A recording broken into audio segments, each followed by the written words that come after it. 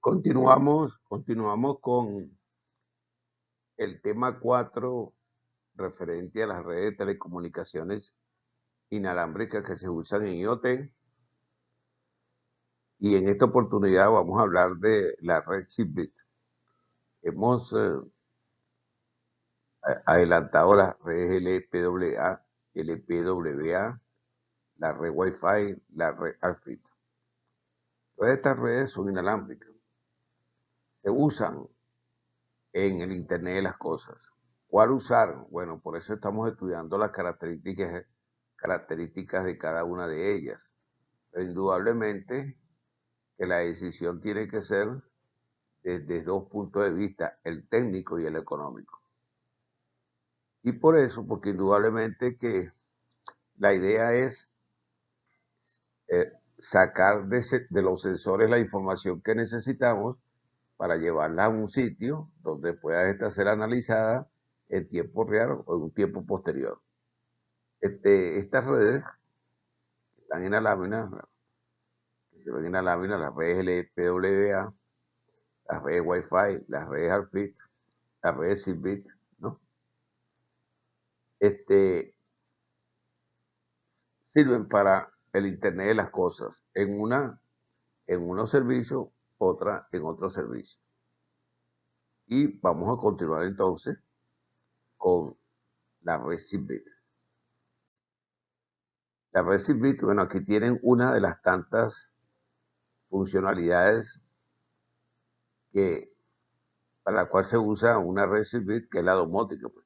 Este es un hogar, este hogar tiene una serie de dispositivos, ¿no?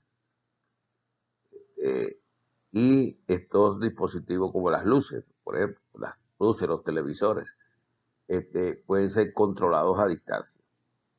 Esto lo puedes hacer con Wi-Fi, lo puedes hacer con ARFI también, pero hay que estudiar las características, como he comentado anteriormente, de cada una de ellas para ver cuál es la que más nos conviene al proyecto que estamos desarrollando.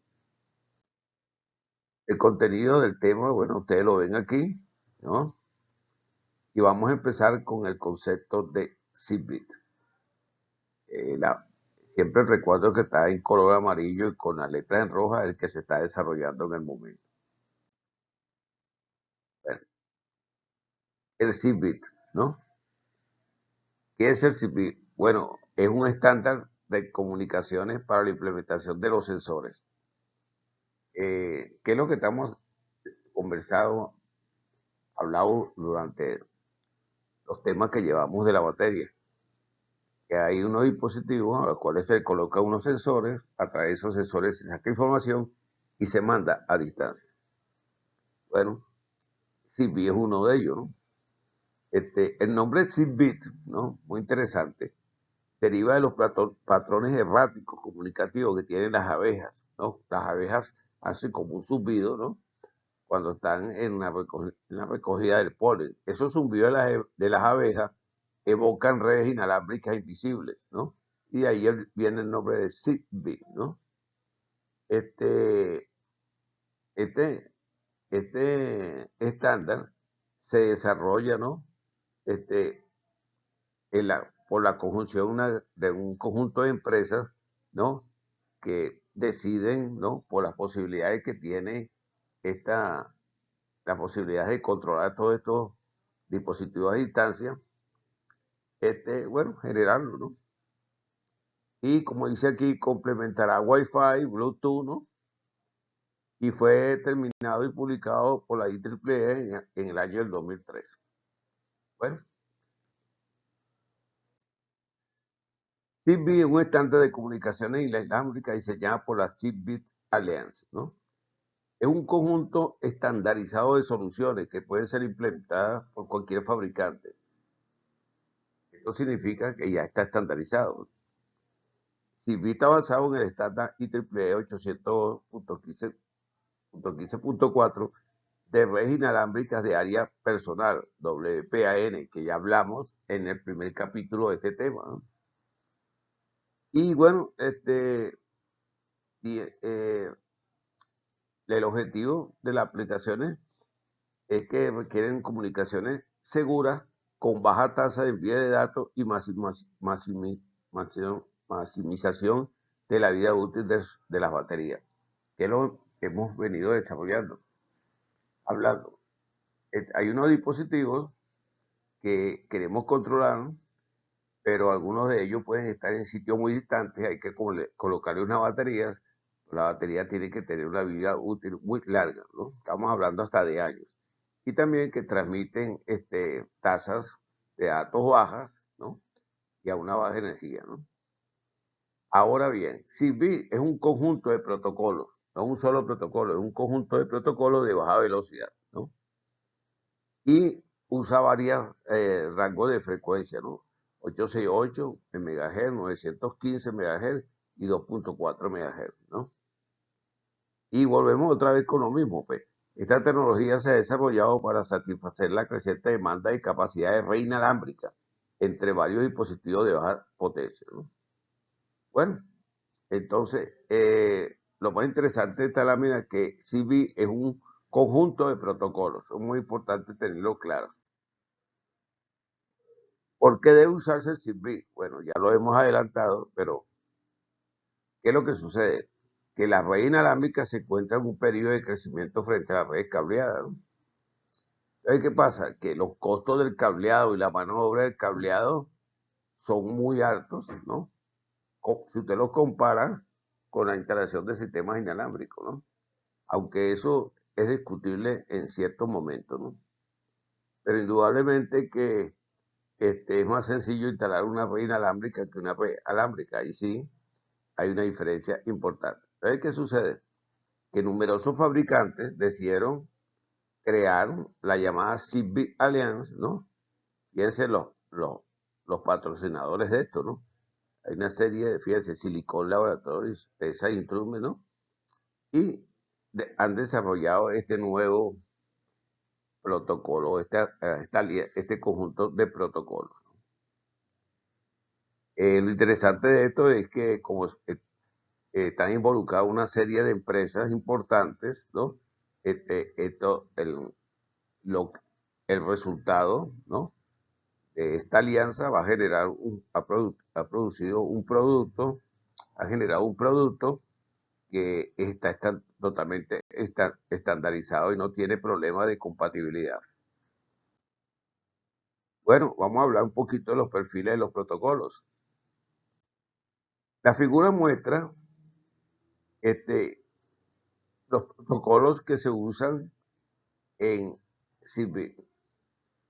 Fíjense, aquí tenemos el modelo, una de las capas del modelo OSI, tenemos la capa física, la capa MAC, ¿no? La capa 2, la capa 3, que es la R, y la capa 7 es la aplicación. En la parte de arriba están los nombres, los perfiles de los protocolos. Se llaman Zigbee Alphase, ¿no? Zigbee Prot y Zigbee IP. Y debajo de ello, ustedes pueden ver para qué se utilizan, ¿no? Vamos a hablar un poco de cada uno de ellos. Vamos a hablar del Zigbee Alphase. Fíjense donde se encuentra, en la capa 3, en la capa de red, ¿no? Entonces tiene que ver con el enrutamiento, ¿no? ¿Para qué sirve el Zigbee Alphase? Al F4CE, para decirlo de otra manera. Está orientado al control remoto y proporciona una serie de comandos habituales en este tipo de sistemas para controlar los diferentes dispositivos de una vivienda. Este perfil de protocolo no contempla la funcionalidad de enrutado de paquetes, ya que simplemente existen dispositivos controladores que deben establecer una comunicación de forma directa con los dispositivos controlados. Como vamos a ver en la arquitectura, en la topología de una red de Zigbee, hay unos elementos que van a controlar la comunicación. Pero ¿por qué dice que son unos dispositivos para controlar una vivienda? Porque si usted ve en la parte superior, donde está la capa de aplicación, dice control remoto de Zigbee, ¿no? Y dispositivos de entrada de Zigbee. Esto quiere decir que esto está relacionado con el control de unos elementos. Y En este caso es de la vivienda. Si vamos al Zigbee Pro y vemos los nombres de las que están en las aplicaciones, estas que están aquí están en inglés, pero en la parte de abajo están en español. Fíjense que este Zigbee Pro, ¿no?, soporta el fundamento de paquetes con el que se puede implementar una amplia variedad de aplicaciones. ¿Y cuáles son las aplicaciones que están aquí nombradas y que también están enumeradas abajo? Están automatización de edificios, área de salud, automatización de viviendas, energía inteligente, servicio de telecomunicaciones. ¿Qué sucede? Que este protocolo, CivicProt, está hecho para una serie de funcionalidades. Fíjense que CivicProt está en la capa 3, ¿no?, y las aplicaciones de él en la capa superior. Tenemos el otro que es el Zigbee IP. Fíjate que esto tiene que ver con el protocolo enrutado IP, ¿no? Es que se encuentra aquí en la capa 3, en la capa de la red. El perfil Zigbee IP permite incorporar en la red un dispositivo de pasarela con una red IP para transmitir directamente los datos a través de Internet mediante un router IP. Hemos dicho, cuando presentamos las arquitecturas, y se vieron 4 tipos de arquitecturas de Internet de las cosas, que algunas de ellas tenían una pasarela. Bueno, esto es lo que habla aquí, ¿no? De una pasarela, se presentó una pasarela para transmitir los datos a través de IP. Y aquí dice, en la parte de abajo dice, este perfil juega un papel importante en el futuro de Internet de las cosas. Como pueden ver, entre los protocolos que ofrece Zigbee, hay unos que están relacionados directamente con el Internet de las cosas. Bueno, vamos a ver las características de Zigbee. Bueno, Zigbee usa una técnica de emulación que se llama Daddy Sequence Spectrum. Este es una secuencia directa de espectro ensayado. Este tipo de modulación la usan los sistemas CDMA y WSMA de la tercera generación de telefonía móvil. Esto lo que se refiere es que a la carga útil, o sea, a la información de la voz, de la data o del video, lo que se quiere transmitir, se le agrega un código, Y cada tipo cada comunicación tiene un código. El código es para separar las comunicaciones, porque lo que queremos es obtener información de estos sensores, ¿no?, y ser enviado a través de la red de Zigbee. Es un protocolo, tiene un rango máximo de velocidad de 250 kbps por segundo. Es un protocolo basado en el estándar 800.15.4. Es uno de los redes, ¿no?, que tiene aplicaciones en WPAN, Wireless Personal Area Network, redes de área personal inalámbrica. Tiene un bajo costo, tiene un bajo consumo, ¿no?, porque estamos hablando de, tiene bajo consumo y tiene baja tasa de transmisión. La instalación es fácil y son redes flexibles y extensibles. Entonces cumple con todos los requisitos que queremos para llevar adelante una red de Internet de las cosas.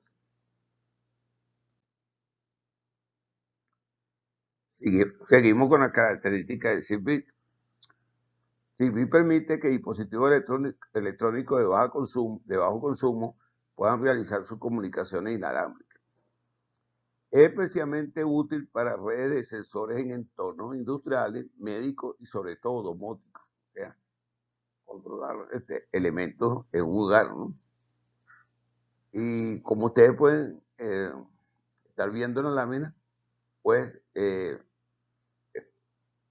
bastante parecido a los servicios que se pueden obtener a través de Wi-Fi o de ARFID, que son los otros redes que hemos visto hasta ahora, ¿no? También usa la banda libre de 2.4 GHz, ¿no? ¿No? Este, Aquí dice que tiene un alcance en visión directa que puede ir de 100 metros y en exteriores y unos 30 metros interiores. La velocidad hasta 256 kbps. Algo interesante que tiene Cirbit es que teóricamente puede manejar 65.535 equipos o dispositivos, ¿no? Una cantidad enorme. En la realidad esa cantidad es menor, pero es un número bastante grande, ¿no? Entonces es una característica muy interesante que tiene la red Cirbit, que puede manejar hasta 65.535 dispositivos. Esto trae ventajas. Las ventajas son estas: ideal para conexiones punto a punto y punto multipunto. Opera, como lo acabo de comentar, en la banda libre de ISM 2.4 GHz para conexiones inalámbricas.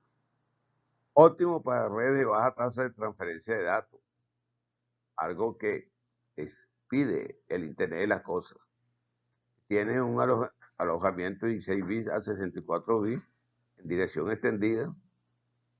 Reduce el tiempo de espera en el envío y recepción de paquetes muy rápido.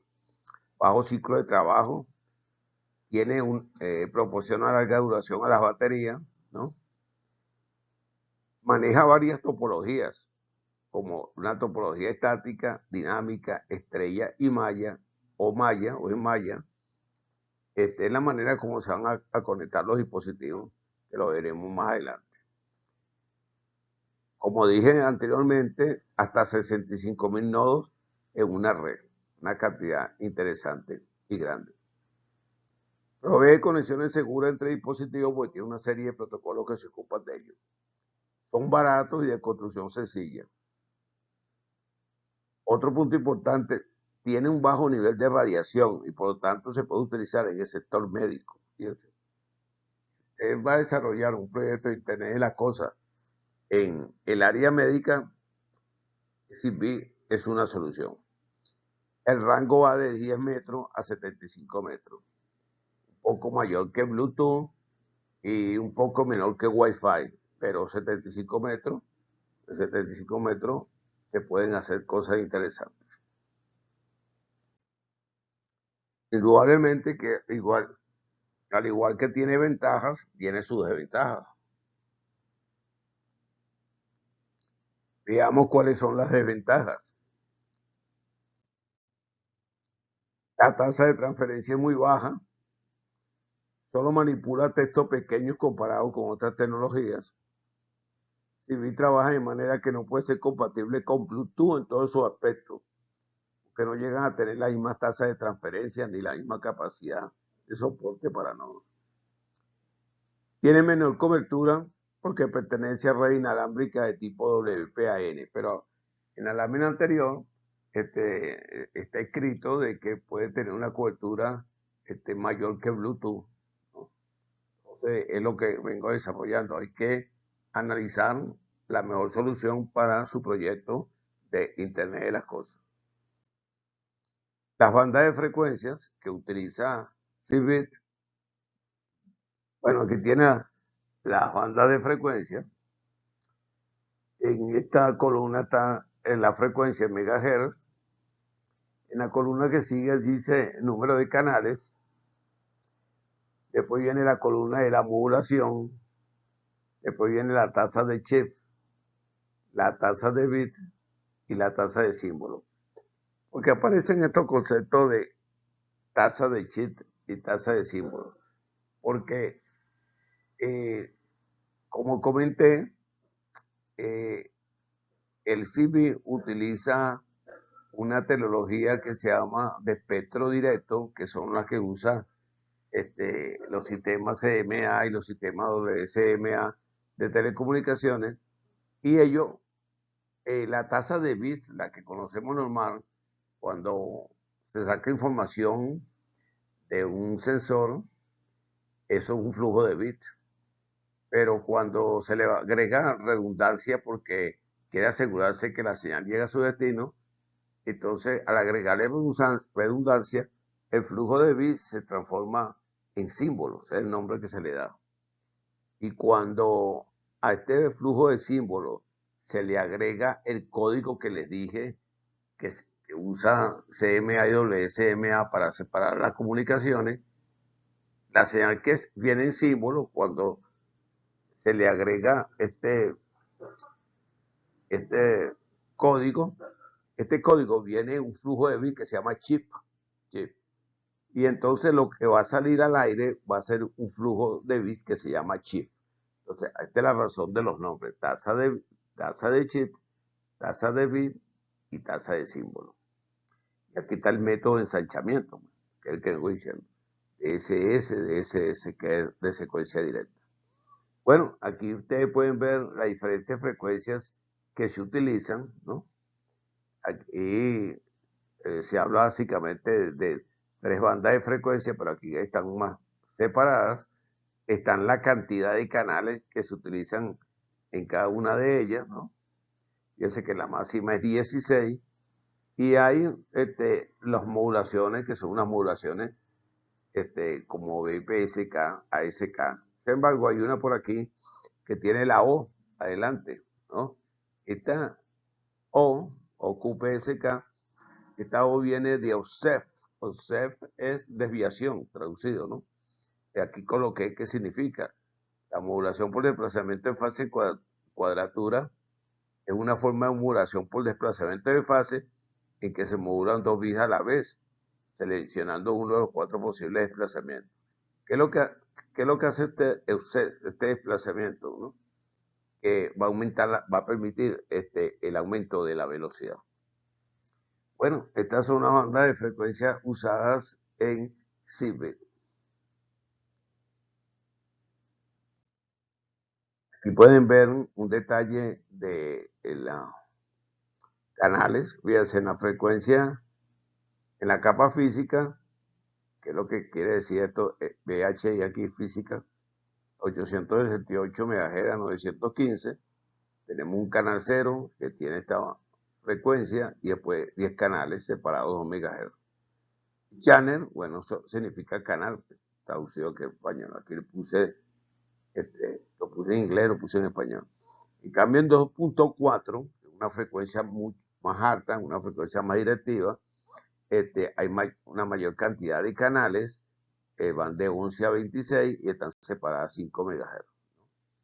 Entonces, estas son las bandas de frecuencia más utilizadas en CIBET. Microprocesadores. Pero estamos hablando de el Internet de las cosas. Y en un capítulo anterior hablamos de los microcontroladores. Tenemos sensores, ¿no? que queremos obtener información, pero ya, en algunas características. Por ejemplo, ¿a qué me refiero? Medir la temperatura de una tierra cada hora. Entonces, eso es una manera. Encender un equipo que riega el jardín de 5 a 6 de la tarde. Ese es otro ejemplo. Entonces, hay que colocar un microcontrolador y hacer esa programación de cuándo es que queremos que el sensor nos entregue información. Entonces, por eso es que en una red civil se usan microcontroladores, como lo he comentado, lo comenté en otros temas. Entonces se puede usar en Wi-Fi también, en ARFI también, ¿no? Bueno, y un microcontrolador tiene un procesador, tiene una memoria RAM, ¿no? Para guardar los datos. Tiene memoria para programas tipo ROM, PROM y PROM, ¿no? Módulo de control de periféricos, ¿no? Temporizadores, puertos seriales, generador de impulso de reloj que sincroniza el funcionamiento de todo el sistema. Recuerden que estos son sistemas digitales y que tienen que estar totalmente sincronizados. Entonces, igual que las otras redes que desarrollamos anteriormente, como Wi-Fi y ARFID, aquí también se requieren microcontroladores. ¿Cuáles son las ventajas de los microprocesadores? Bueno, si se colocan estos microprocesadores, estos microcontroladores, tienen mayor control sobre un determinado elemento, lo cual representa una mejora considerable en el mismo, es lo que acabo de comentar, ¿no? Se puede decidir encender una, una cámara, ¿no?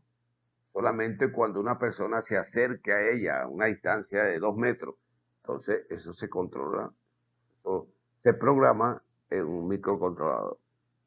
Aumento de la fiabilidad al usar un microcontrolador, disminuye el riesgo de avería y se precisa menos ajuste. Reducción del tamaño en el producto acabado, ¿no? La integración del microcontrolador en un chip disminuye el volumen, la mano de obra. Mayor flexibilidad, las características de control están programadas, por lo que su modificación solo necesita cambio en el programa de instrucciones, que es lo que vengo comentando, ¿no? Te puede programar que las luces de un pasadizo, ¿no? En un edificio se enciendan solamente cuando pasen personas por ellas. Si no hay personas, no enciende, pero si pasan personas, ¿no? Entonces encienden. Bueno, eso se programa a través de los microcontroladores. Bueno, el microcontrolador es en definitiva un circuito integrado que incluye todos los componentes de un computador, ¿no?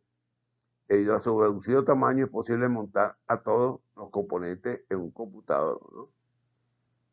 Bueno, entonces, esta es la ventaja de usar microcontroladores. Vamos a hablar un poquito de los dispositivos de Zigbee. Fíjense, la figura muestra una red Zigbee. Ella tiene 3 elementos. Este de color verde, que es un coordinador, aquí lo dice, coordinador Zigbee. Tiene uno de color azul, hay varios de color azul, 1, 2, 3, 4, 5, 6, 7, 8, que son enrutadores. Y los que están de color como marrón son los dispositivos finales, pues los que queremos controlar. Entonces, estos son los elementos que tiene los dispositivos que tienen una red Zigbee. Son básicamente 3, ¿no? Ahora, hay muchas maneras, varias maneras de conectarlos, ¿no? Y eso es lo que vamos a ver, ¿no? La IEEE 802.15.4 los llama Fan Coordinator, FDD y Device RFID o FFD. Entonces, vamos a hablar un poco de estos elementos. Aquí está otra vez la figura.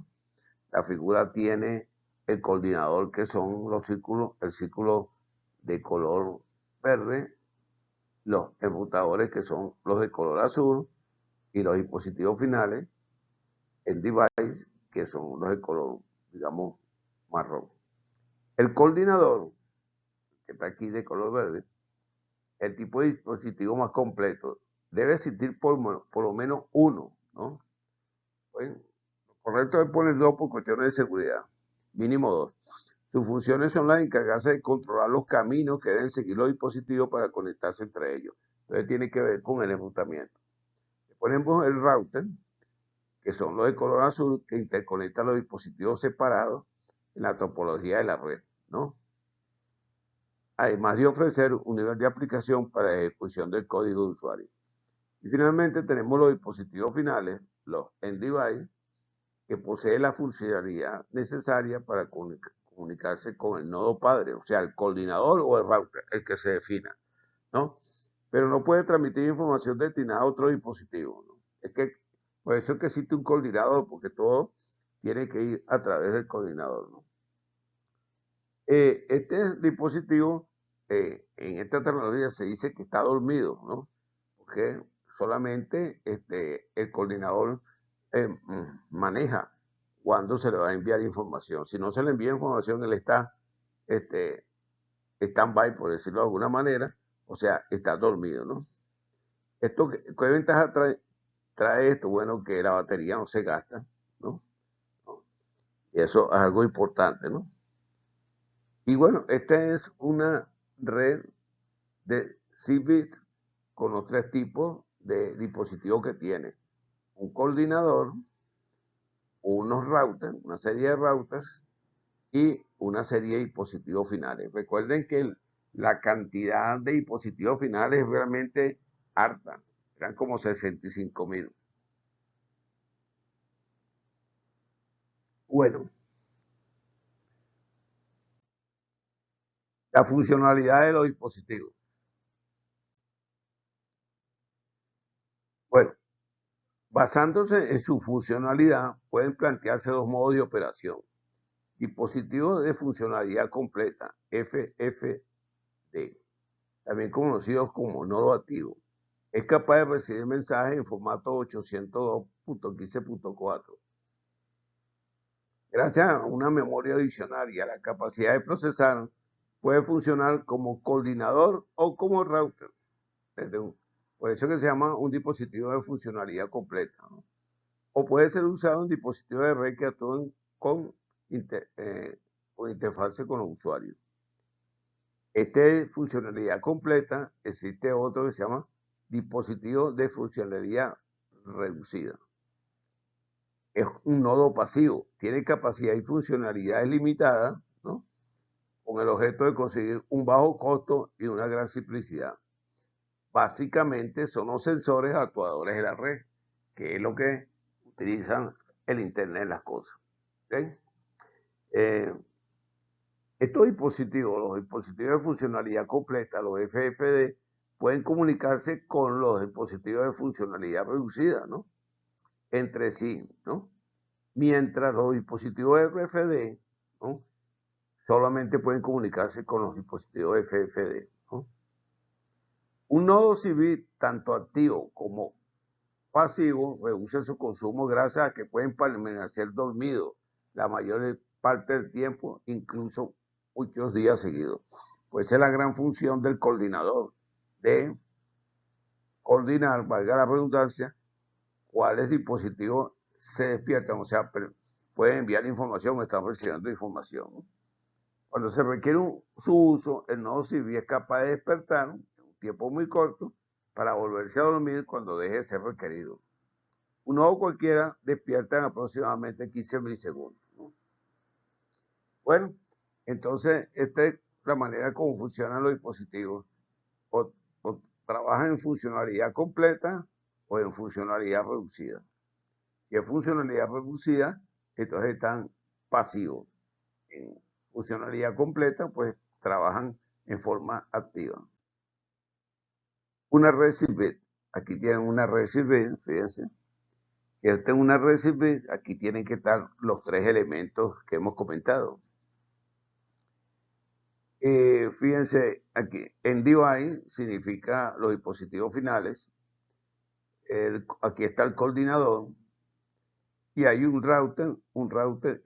Hay tres routers y los demás son dispositivos finales, son los elementos que queremos controlar. Fíjense que hay aquí un enchufe de luz, ¿no? Y bueno, aquí tenemos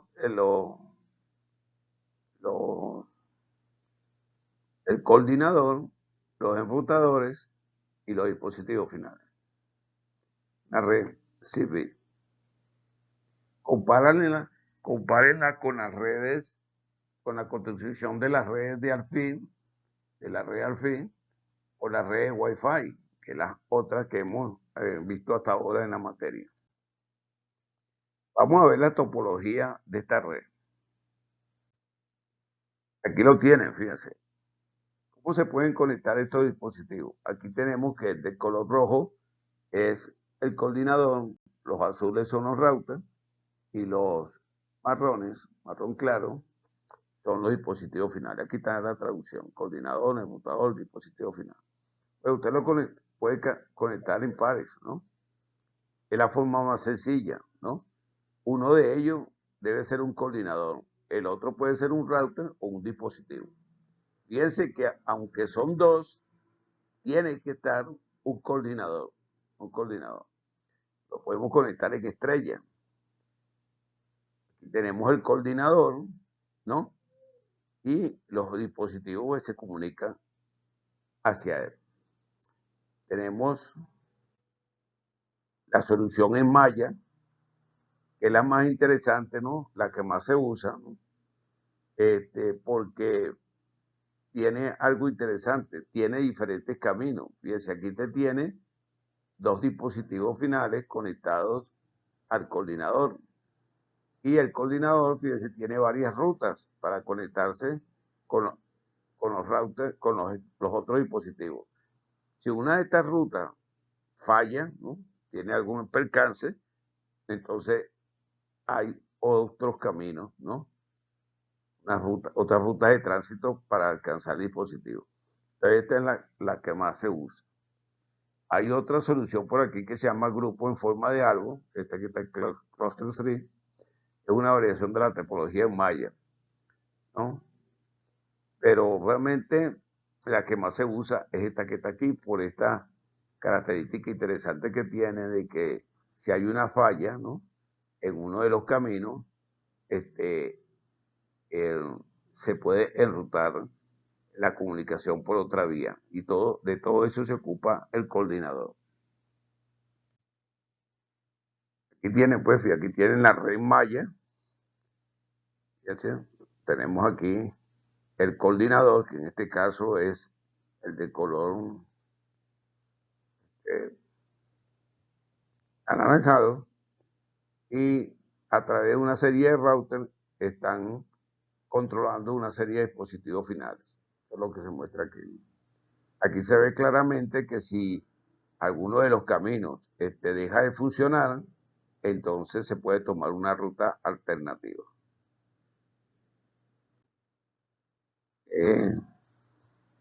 La red de malla, voy a leer aquí, se diferencia de las anteriores porque ofrece una configuración de caminos redundantes, que es lo que estoy diciendo. De modo que si falla un cable o otro se hace cargo del tráfico. No requiere un servidor o nodo central. Lo que hace es que de esta manera se reduce el mantenimiento, ¿no? Como esta red de malla tiene redundancia, entonces da más confiabilidad. Pero ¿cuál es la parte, no digamos negativa, sino la desventaja es que puede ser más onerosa? Pero nos da una confiabilidad de que la red se va a mantener a pesar, las comunicaciones en la red se van a mantener aunque haya algún tipo de falla. Bien, se lo puede ver aquí. Aquí tiene usted una red, fíjate, este aparatico que está en las paredes de nuestra casa, ¿no? Que encendemos, apagamos las luces, aquí está la luz. Entonces supongamos que ponemos una red en la cual los nodos están conectados en malla y intercambia su dato entre un interruptor y una lámpara. Este es el interruptor y esta es la lámpara. ¿Qué pasa si alguno de los caminos le sucede un percance? Se corta la comunicación. Pues en el punto 3 dice, sí permite que se puedan establecer rutas alternativas para seguir comunicando los dispositivos. Por eso es que la red Maya es la más utilizada. ¿Cómo funciona una red Zigbee? Bueno, ya hemos visto un poco de cómo funciona, pero vamos a hablar un poco más de ello. Zigbee es básicamente unos radios digitales para permitir que los dispositivos se comuniquen unos con otros. Una red típica de Zigbee consiste en varios tipos de dispositivos, ya lo hemos visto. Un coordinador de red es un dispositivo que configura la red, es consciente de todos los nodos dentro de su red y administra tanto la información sobre cada nodo, así como la información que se está transmitiendo, recibiendo dentro de la red. Cada red Zigbee debe contener un coordinador de red y otros dispositivos que trabajan en función completa y otros, acuérdense, que son pasivos, ¿no? Los dispositivos pueden servir como coordinadores de red, enrutadores de red, o como dispositivos que se interconectan, interactúan con el mundo físico. El dispositivo final, ¿no?, encontrado en estas redes son el dispositivo de función reducida, ¿no?, que generalmente solo sirven como dispositivos que interactúan con el mundo físico. Estos serán los sensores, pues. Como se mencionó anteriormente, varias topologías son compatibles con CB, incluyendo la estrella, la malla y el árbol, que ya lo vimos en la lámina anterior. Aquí hacen algunos comentarios con respecto a la topología, las diferentes topologías. La topología de estrella es más útil cuando varios dispositivos finales están ubicados cerca, juntos, para que puedan comunicarse con un solo nodo enrutador. Esta puede ser parte de una red malla más grande que en última instancia se comunique con el coordinador de la red. Si usted ve cómo están las neuronas de nuestro cerebro, más o menos la misma idea, ¿no? Lo que pasa con una red en estrella que si falla, si hay un camino se corta, pues no hay manera de establecer la comunicación. Por eso que tiene que haber una parte de la red en malla para que haya redundancia. Tipo de tráfico. Bueno, ¿qué tipo de tráfico se transmite por una red CB? Datos periódicos, o sea, continuos. La aplicación define una tasa de datos. Es un caso típico de sensores en donde, por ejemplo, un sensor necesita transmitir la temperatura de cada 10 segundos, ya, todo el tiempo, ¿no? Es lo que comenté, ¿no? Por eso es que hay un coordinador en este tipo de red. Hay datos intermitentes por evento. En este caso, la aplicación junto con otros estímulos externos al dispositivo define la tasa de datos. Por ejemplo, en un sistema domótico, los interruptores de luces transmiten solo ante un cambio de posición. Mientras tanto, están desconectados, comúnmente denominado en modo dormir, y consumiendo una energía de batería mínima.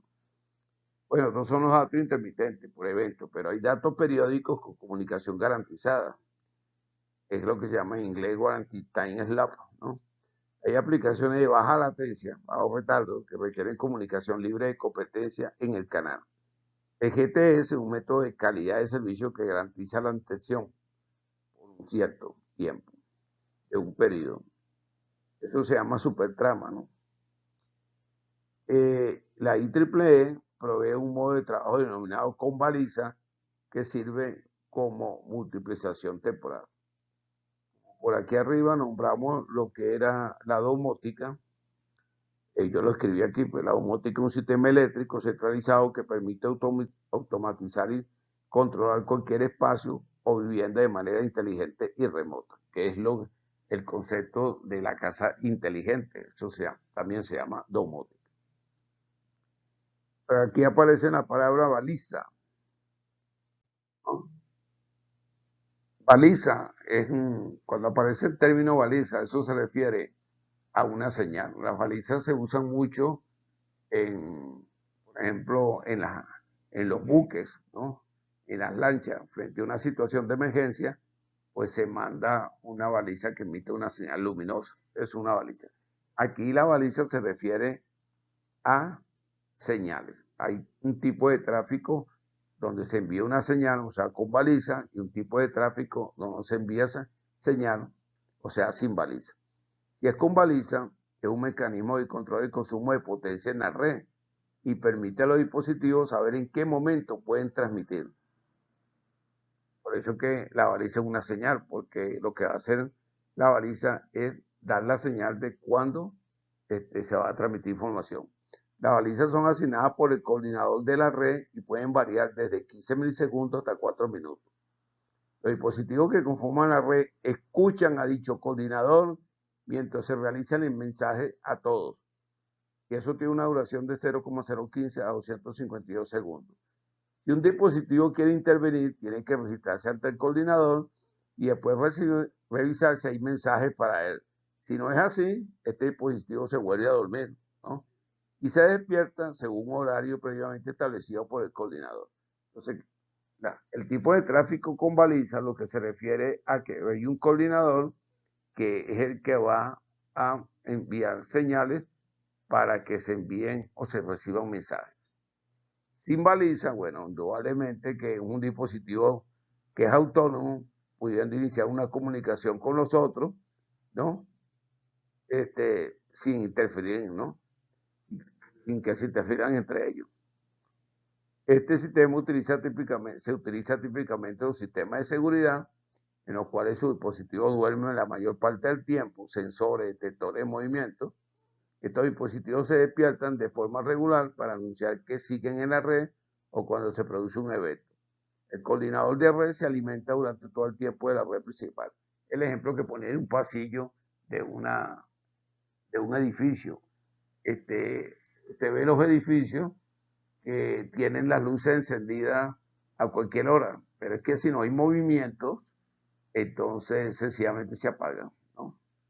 Porque no hay señales, pues mira, aquí no se ponen sensores de movimiento que diga, mira, alguien abrió la puerta de un apartamento o llegó, viene por el pasillo. Y entonces aparecen, las luces están apagadas. ¿eh? Entonces hay dos tipos de tráfico, con baliza o sin baliza. En este sistema Cbit se usan, ya lo comenté, la modulación Offset Quadrature Phase Keygen, ¿no? Keygen, la OQPSK, ¿no? También se usa la BPSK, ¿no? Esta modulación OQPSK consiste en realizar una transición de fase en cada intervalo de señalización de bit por portador en cuadratura.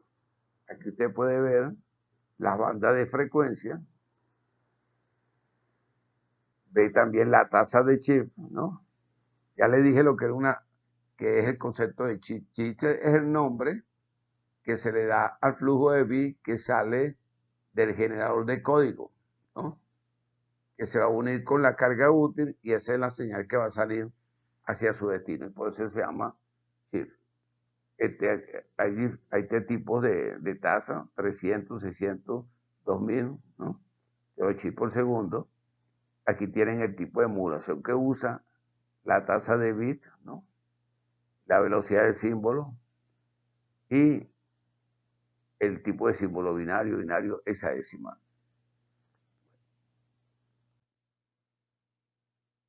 El modo de operación, el modo de transición. En este modo, todo ingresa realmente esta es una tarjeta, ¿no? Que tiene una serie de pines, entonces tiene un buffer, ¿no? Entonces le llega la información por uno de esos pines y todo lo que ingresa es guardado en el buffer, ¿no? Pues esto es una experiencia que dice que esto es un buffer, ¿no? Un buffer es como un almacén donde se guarda información, ¿no? Y la guarda y después es enviada, entra por un pin y entonces es enviada por un pin de salida. Pero eso se llama modo de transporte, ¿no? De modo de operación de modo de transporte, ¿no? Esto es sencillamente para explicar de que en estos sistemas también se usan buffers para guardar información. Las capas de protocolos, vamos a hablar de las capas de protocolos, ya lo comenté cuando hablé de los perfiles de los protocolos que se usan, pero aquí podemos ver que en CB se usan la capa física, que lo comenté, la capa MAT, la capa de enlace, la capa 2, la capa de red, la capa 3 y la capa 7, la capa de aplicación. La pueden ver aquí, la capa física y la capa de acceso siguen las normas del protocolo 800.15.4 y esto, la información sube hacia la capa de red, donde está la dirección IP y llega a la capa de aplicación. La capa física, que está aquí, la más abajo, la que está en la parte inferior, realiza el control, en ella se realiza el control y las comunicaciones del transceptor. Esta la capa es la responsable de activar la transmisión y recepción de paquetes del sistema. También selecciona el canal de frecuencia y se asegura que este no es usado por otro dispositivo de la red. La capa más, recuérdense que la capa más es la capa de enlace. En esta capa se agregan una serie de campos para asegurarse de que la señal que sale desde el origen llegue igual al destino, ¿no? Entonces, en ella se definen una cierta cantidad de canales con un ancho de banda de 5 MHz. ¿No? Usa la dispersión de secuencia directa porque es la que he dicho que se utiliza aquí, o sea que se le agrega un código a la señal, ¿no? Y puede tener una velocidades que van hasta 250 kbps, ¿no? Y los rangos que maneja de distancia son de 10 a 75 metros. Entonces, fíjense, esa es la función de la capa más, que están los servicios a la capa superior. La capa R es la capa 3, ¿no? Ahí donde está el protocolo enrutado IP, entonces, ¿qué se ocupa del enrutamiento? ¿No? Acuérdense que la topología que más se usa es la de malla, porque la de malla permite que haya diferentes caminos para transmitir el mensaje, ¿no? Entonces, la capa de red pues se ocupa de eso, ¿no? En esta capa se ofrecen los métodos necesarios para iniciar la red, unirse a la red, enrutar los paquetes, ¿no? Proporcionar los medios para garantizar la entrega del paquete al destino final, ¿no? Y finalmente tenemos la capa de aplicación, en donde se encuentran los objetos de la aplicación. El mismo dispositivo puede usar varias aplicaciones. Bueno, estos son los protocolos utilizados en las diferentes capas de servicio. La capa de aplicación ya la comenté, sin embargo, aquí la capa de aplicación es esta que está aquí en este rectángulo de color amarillo. Allí están las aplicaciones, ¿no? Y es donde se define el papel del dispositivo en la red. Se actuará como coordinador, como routador o dispositivo, ¿no? Ahí donde se define qué funcionalidad va a tener cada elemento que va a funcionar en la red. Hablemos un poquito del empaquetamiento. Fíjense, la capa más, la capa de enlace, o sea, la capa 2, ¿no?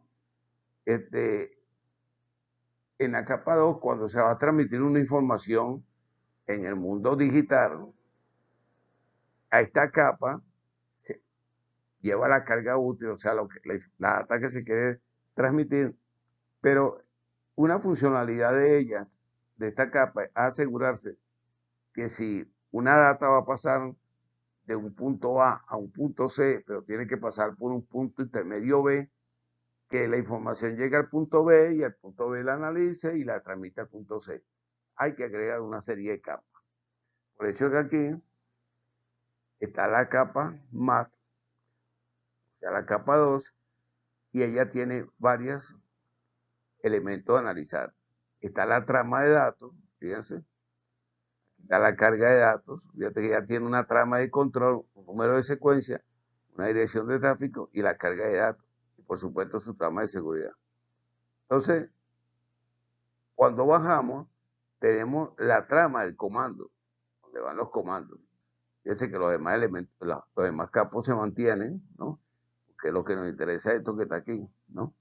Después viene la capa de aceptación, ASK es Acknowledgement aceptación, donde se acepta que la información está llegando de cada punto por donde va la comunicación, o sea, el punto A al punto B, del punto B al punto C. Por eso que tiene una trama de seguridad. Y por supuesto, la última, la trama de baliza, que es la baliza, que es donde van los datos de la baliza, que son las señales que permiten que se saque la información de los dispositivos finales y se envíe a su destino. Esto puede tener un valor máximo de bytes de 127 bytes. Va a depender de los datos que se envíen. De eso trata el empaquetamiento y direccionamiento.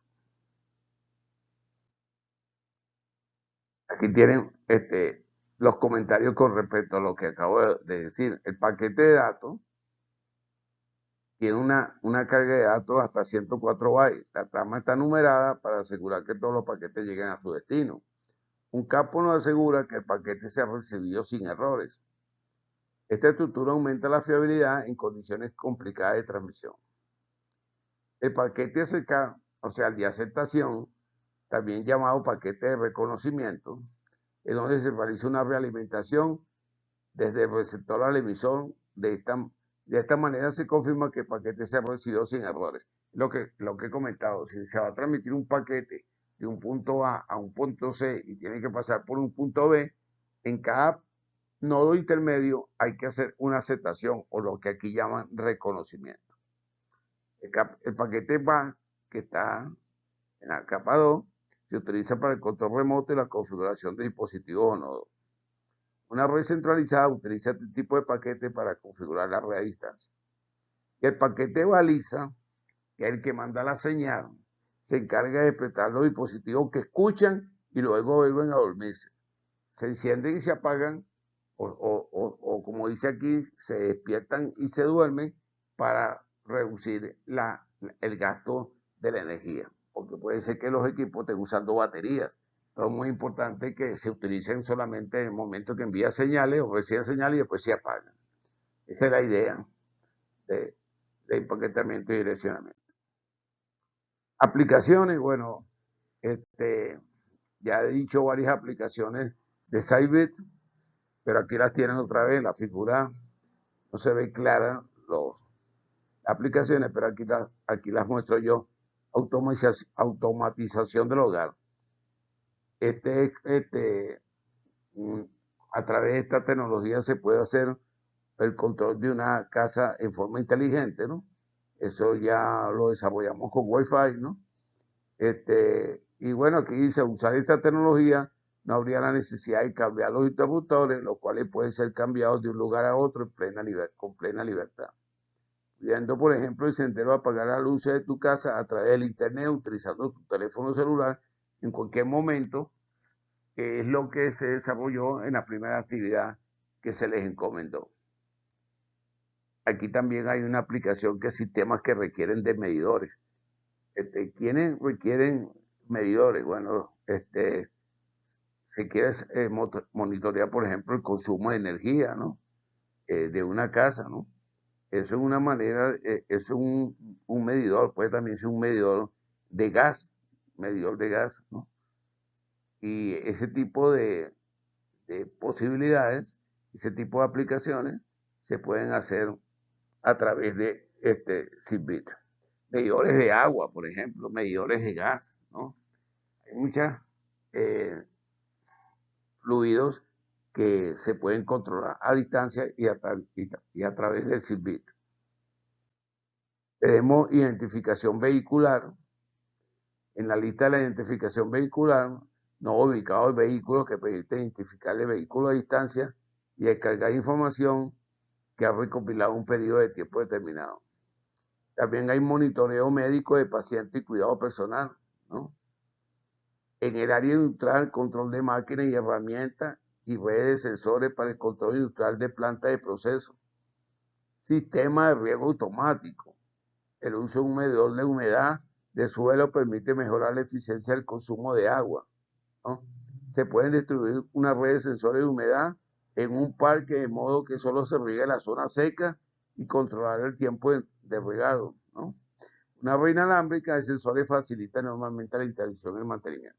Entonces, como pueden ver, esta red de Sybit ofrece más o menos las mismas soluciones de los otros sistemas inalámbricos y por eso que lo importante es analizar el proyecto que queremos desarrollar de dos perspectivas, la técnica y la económica. De allí se tomará la decisión de cuál usar. Aquí tiene la domótica. La domótica es controlar una casa a distancia. Ya lo he dicho, ¿no?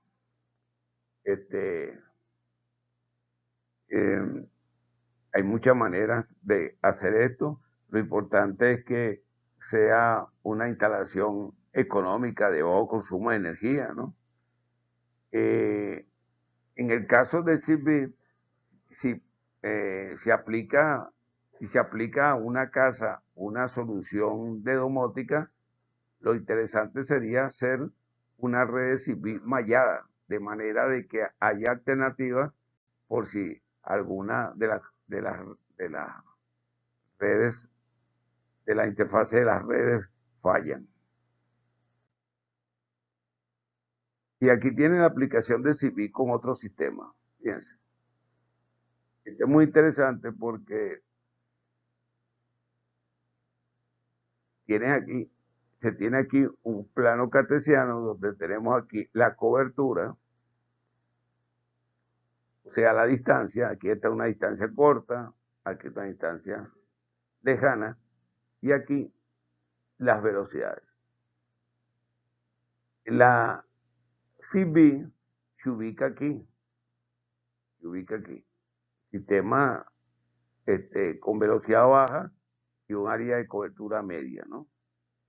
Entonces, por eso es que en las soluciones que se presentaron anteriormente, las soluciones que se pueden obtener a través de este sistema son para transferencia de datos, monitoreo y sensores, porque su área de acción está por aquí. Eso lo es.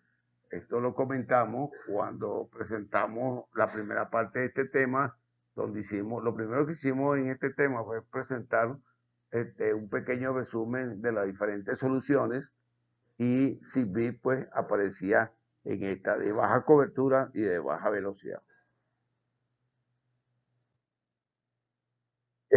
Finalmente, para cerrar, hay una diferencia entre Zigbee y Bluetooth, porque Bluetooth tiene características parecidas a esta, solamente que que la diferencia es la cobertura. Zigbee es muy similar a Bluetooth, pero con alguna diferencia, y entre ellas están cantidad de nodos. Una red Zigbee puede constar de 65.525 nodos distribuidos en su red de 255 nodos, frente a 8 máximas que tiene Bluetooth. Bluetooth es una red bastante limitada. Pero fíjense que Bluetooth se usa porque hay soluciones que solamente requieren una pequeña distancia de cobertura. Consumo. Menor consumo eléctrico que el de Bluetooth. En términos exactos, Zigbee tiene un consumo de 30 miliamperes transmitiendo y de 3 microamperes en reposo, frente a los 40 miliamperes transmitiendo y 0,2 miliamperes en reposo que tiene Bluetooth. Este menor consumo se debe a que el sistema civil se queda la mayor parte del tiempo dormido, que es una de las características que he desarrollado con ustedes en este video. Mientras que en una comunicación de Bluetooth, esto no se puede dar y siempre está transmitiendo. Otra es la velocidad. Pues. Tiene una velocidad de 250 kbps, mientras que Bluetooth es hasta 1 mbps, ¿no? Y debido a la velocidad de cada uno es más apropiado que el otro para ciertas cosas. Esto es lo que vengo comentando. Hay que analizar qué es lo que usted quiere hacer y en función de eso analizar la mejor solución. Por ejemplo, mientras que Bluetooth se usa para aplicaciones como los teléfonos móviles y la informática casera, la velocidad de Zigbee se hace insuficiente para estas tareas, desviándolo a usos tales como la domótica, los productos dependientes de la batería, los sensores médicos y artículos de juguetería, los cuales la transferencia de datos es menor. Entonces, bueno, aquí les he presentado otra de las redes inalámbricas utilizadas en Internet de las Cosas con sus ventajas y sus desventajas. Esta lámina presenta la diferencia entre Zigbee y Bluetooth. Aquí, por ejemplo, tienen la banda de frecuencia. Fíjense que Bluetooth y Zigbee usan a 2.4, pero Zigbee, como vimos en la presentación, usa otra banda de frecuencia, ¿no? El tamaño de la pila, ¿no? Está indudablemente que este es mucho mayor. Tasa de transferencia, el Zigbee tiene tasas de transferencia mucho mayores. Número de canales, esta puede tener hasta 79, Zigbee 16, 10, ¿no? Tipo de datos digital, audio, tipo digital, esto, y así sucesivamente están las otras características que hay entre CV y Bluetooth. Aquí hay una que se refiere al precio, que dice que Bluetooth es accesible y CV es bajo. Sin embargo, esto hay que revisarlo con los precios actuales, porque esto es variable. ¿Okay? Bueno, entonces, aquí la última lámina se refiere a la referencia de la bibliografía que se utilizó para llevar adelante este tema, ¿no? Y tienen todas estas referencias que están aquí, las pueden conseguir en la web. ¿Ok? Y bueno, de esta manera he terminado la presentación. Como siempre, los invito a hacerme preguntas, ya sea por la plataforma a través de la cual estamos desarrollando la materia o por la videoconferencia que tenemos semanalmente. Hasta luego.